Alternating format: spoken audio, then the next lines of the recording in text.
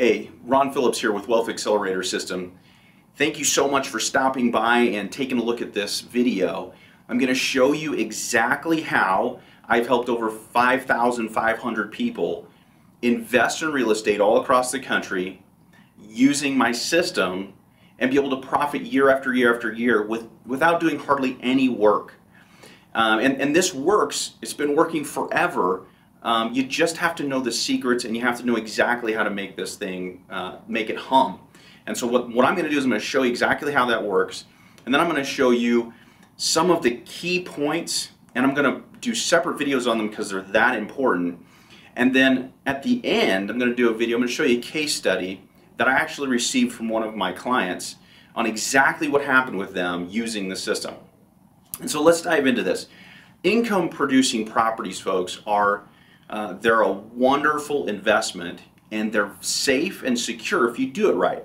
So what I'm going to show you is I'm going to show you exactly the rules that I use to buy, how I help my clients purchase properties, exactly what types of properties I buy, and then how to go out and buy them, and how to set up everything so that it can be managed for you so that you don't have to constantly do all the work.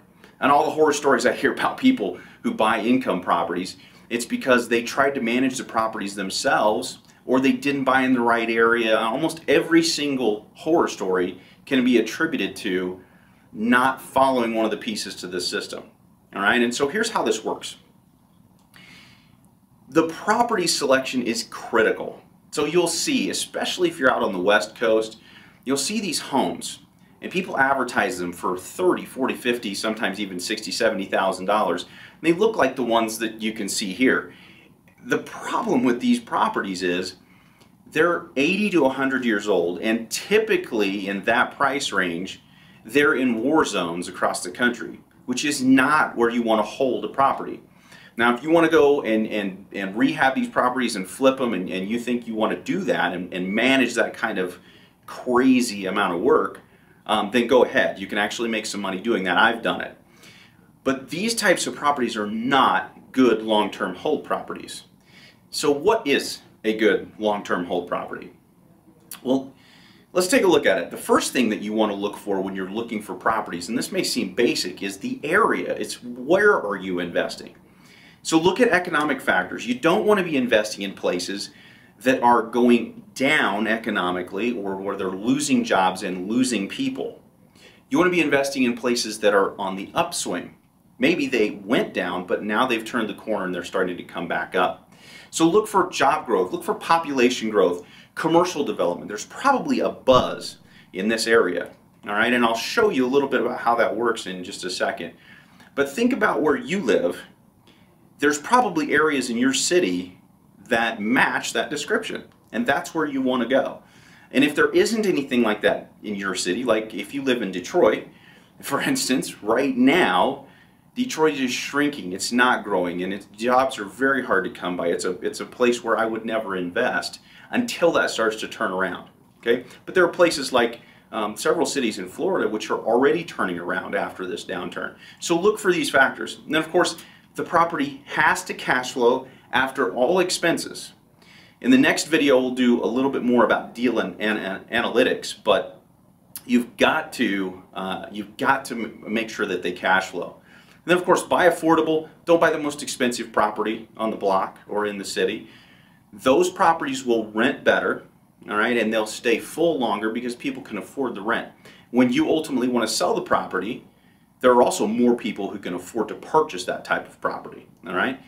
Got to have reliable property management. This is so important that I'm going to do a separate video on it, all right? Very, very critical. One of the secrets to making this whole thing work, and you've got to be able to choose the correct property management company. Now, you've also got to you got to buy these in an area where you would want to live, right? So good schools, low crime rate, close to shopping, those kind of things that anyone would want. Your tenants will want those things as well, all right? So when you break it all down, really there's two critical things that you want to look for: the area and the type of property. Now, timing is probably the most important thing. Everybody says the #1 rule in real estate is location, location, location. That's true, but it's coupled with timing. Because Phoenix in 2006 and 2007 was the wrong time, but a great market, right? There's nothing wrong with buying in Phoenix, but you don't want to buy at the top so that you're selling at the bottom. You want to buy at the bottom and sell at the top if you're going to sell. And also, when prices are that high, people who purchased in 2006 in Phoenix were negative cash flow, so it broke the rules, okay? And so those are critical secrets to success that may seem basic as you hear them, but unless you line all of those up and do them all properly, then you're going to get hurt when you purchase real estate, okay? Now, what should you buy? Well, I suggest single-family homes, small multifamily, or townhomes if you're just starting out. Now, if you've been doing this for a long time, you can get into commercial properties, and I've got a whole different video series on commercial properties. It's completely different, and you have to do things, well, it's just completely different. So there's a whole different video series, but if you're just starting out, start with single-family homes, small multifamily, and townhomes. You can buy condos, but the condo associations have gotten themselves a little bit, you've got to be really careful when you're looking at the condo associations. Make sure that they're flush with money and that they're not starved of finances. And then, of course, you want to buy newer properties. Now, what I mean by newer properties is that in the area where you are, they have to be newer. So I like things 10 to 20 years old, somewhere in that neighborhood, or younger. But if I'm in an area with great schools and it has a great reputation and the houses are 10 more years old or they're 30 years old, there's really nothing wrong with that. Just make sure you're buying in a good neighborhood, all right? Now, 3-bedroom, 2-bath, 2-car attached garage, if you're talking about single-family homes. You can get away with smaller than that if they're townhomes or if they're a condo or if they're some kind of a multifamily property. 1,200 square foot minimum, again, less than that if you're doing townhomes or you're doing, fourplexes or duplexes or things like that.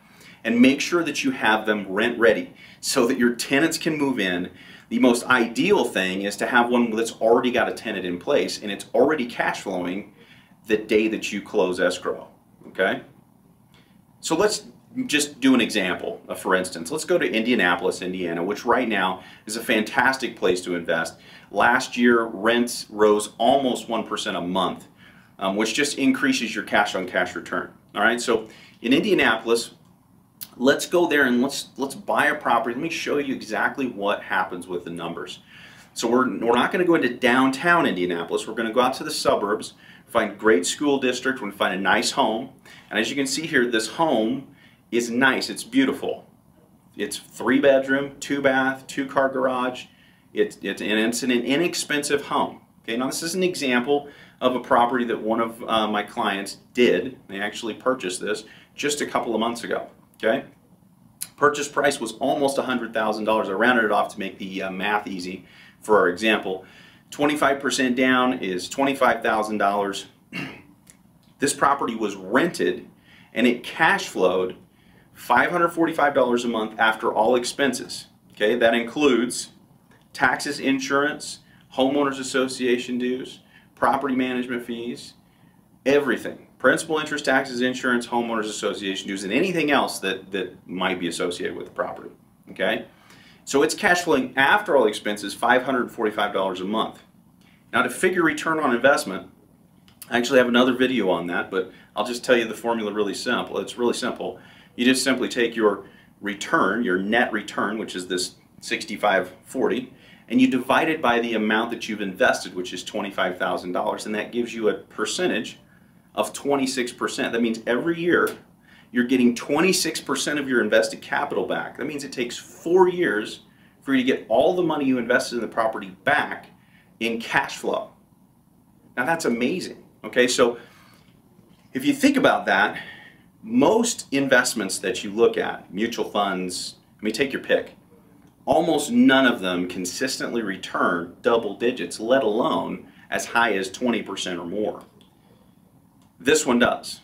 Plus, you got to add on their appreciation, whatever it's going to be. In this example, I used 5%.